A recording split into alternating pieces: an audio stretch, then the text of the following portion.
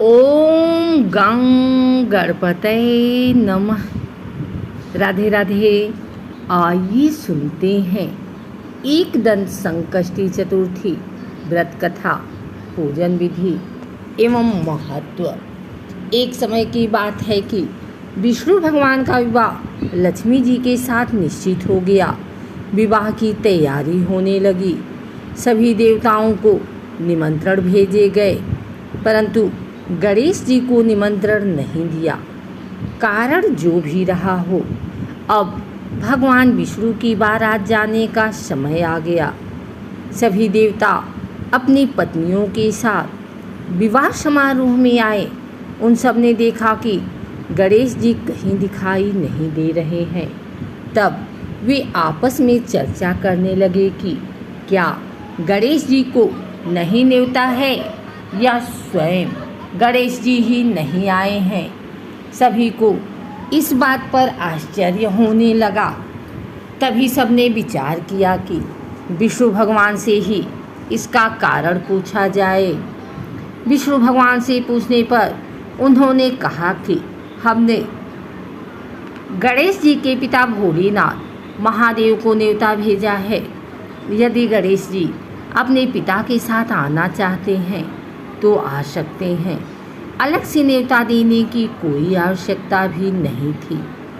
दूसरी बात यह है कि उनको 1.25 मन मूंग, 1.25 मन चावल, 1.25 मन घी और 1.25 मन लड्डू का भोजन दिन भर में चाहिए। यदि गणेश जी नहीं आएंगे तो कोई बात नहीं, दूसरे के घर जाकर इतना सारा खाना पीना अच्छा भी नहीं लगता। इतनी वार्ता कर रहे थे कि किसी एक ने सुझाव दिया, यदि गणेश जी आ भी जाएं तो उनको द्वारपाल बनाकर बैठा देंगे कि आप घर का ख्याल रखना। आप तो चूहे पर बैठकर धीरे धीरे चलोगे तो बारात से बहुत पीछे रह जाओगे। यह सुझाव भी सबको पसंद आ गया, तो विष्णु भगवान ने भी अपनी सहमति दे दी। होना क्या था कि इतने में गणेश जी वहां आ पहुँचे और उन्हें समझा बुझाकर घर की रखवाली करने बैठा दिया। बारात चल दी। तब नारद जी ने देखा कि गणेश जी तो दरवाजे पर ही बैठे हुए हैं, तो वे गणेश जी के पास गए और रुकने का कारण पूछा। गणेश जी कहने लगे कि विष्णु भगवान ने मेरा बहुत अपमान किया है। नारद जी ने कहा कि आप अपनी मूषक सेना को आगे भेज दें तो वह रास्ता खोद देगी, जिससे उनके वाहन धरती में धंस जाएंगे। तब आपको सम्मानपूर्वक बुलाना पड़ेगा। अब तो गणेश जी ने अपनी मूषक सेना जल्दी से आगे भेज दी और सेना ने जमीन पोली कर दी। जब बारात वहाँ से निकली तो रथों के पहिए धरती में धंस गए। लाख कोशिश करें परंतु पहिए नहीं निकले। सभी ने अपने अपने उपाय किए, परंतु पहिए तो नहीं निकले, बल्कि जगह जगह से टूट गए। किसी की समझ में नहीं आ रहा था कि अब क्या किया जाए। तब तो नारद जी ने कहा, आप लोगों ने गणेश जी का अपमान करके अच्छा नहीं किया। यदि उन्हें मनाकर लाया जाए तो आपका कार्य सिद्ध हो सकता है और यह संकट टल सकता है। शंकर भगवान ने अपने दूत नंदी को भेजा और वे गणेश जी को लेकर आए। गणेश जी का आदर सम्मान के साथ पूजन किया।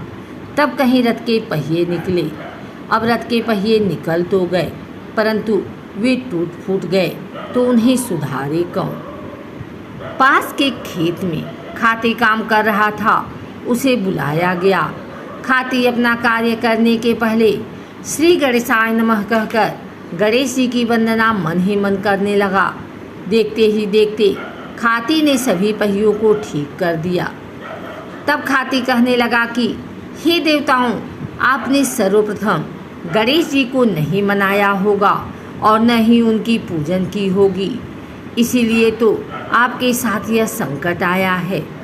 हम तो मूर्ख अज्ञानी हैं, फिर भी पहले गणेश जी को पूजते हैं, उनका ध्यान करते हैं।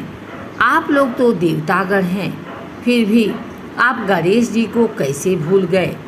अब आप लोग भगवान श्री गणेश की जय बोलकर जाएं तो आपके सब काम बन जाएंगे और कोई संकट भी नहीं आएगा। ऐसा कहते हुए बारात वहाँ से चल दी और विष्णु भगवान का लक्ष्मी जी के साथ विवाह संपन्न करा के सभी सकुशल घर लौट आए। हे गणेश जी महाराज, आपने विष्णु को जैसा कार्य सारियो ऐसा कार्य सबको सिद्ध कर जो। बोलो गजानन भगवान की जय। भगवान गणेश का जन्म चतुर्थी तिथि को हुआ था, इसलिए भक्त हर महीने के कृष्ण पक्ष की चतुर्थी पर संकष्टी चतुर्थी, जबकि ज्येष्ठ माह की चतुर्थी को एकदंत संकष्टी चतुर्थी के रूप में मनाते हैं। वहीं शुक्ल पक्ष की चतुर्थी को विनायक चतुर्थी के रूप में मनाते हैं। इस दिन भगवान गणेश का आशीर्वाद पाने के लिए पूजा और व्रत करते हैं। लेकिन क्या आप जानते हैं कि किन शुभ योग में एकदंत संकष्टी चतुर्थी है और किस गणेश मंत्र के जाप से भगवान गणेश प्रसन्न होते हैं। नारद पुराण के अनुसार संकष्टी चतुर्थी के दिन भक्त को उपवास करना चाहिए और शाम को संकष्टी गणेश चतुर्थी व्रत कथा सुननी चाहिए। मान्यता है कि संकष्टी चतुर्थी के दिन घर में पूजा करने से नकारात्मकता दूर होती है और पूजा से घर में शांति बनी रहती है। साथ ही भक्त की घरेलू परेशानियां दूर होती है और मनोकामना पूरी होती है। साथ ही गणपति बप्पा की पूजा करने से यश, धन, वैभव और अच्छे स्वास्थ्य की प्राप्ति होती है। इस दिन चंद्रमा को देखना भी शुभ माना जाता है। सूर्योदय से शुरू होकर चंद्र दर्शन के बाद ही संकष्टी चतुर्थी व्रत पूरा होता है।